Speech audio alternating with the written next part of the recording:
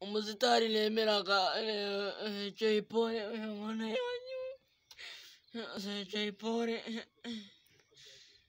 Jay Polly namwemeraga uzi koko mwana wewe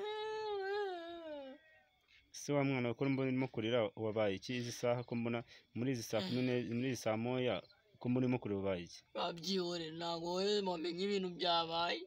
nibiki byabaye bakwirukanganye wanyu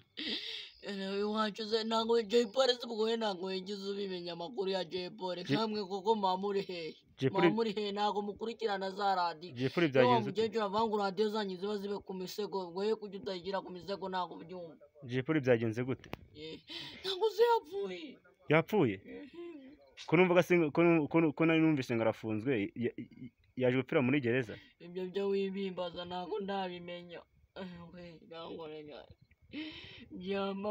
byambabaje uburebe byambabaje pe ye baba we umusitari twemeraga nanjye nawe se nujya nanjye namwemeraga Jay Polly ngoze mana Jay Polly yadubabaje mana we ibaze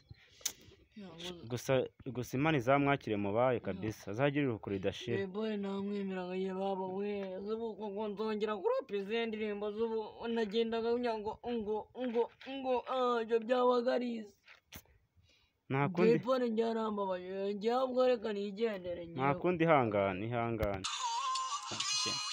nisibigenze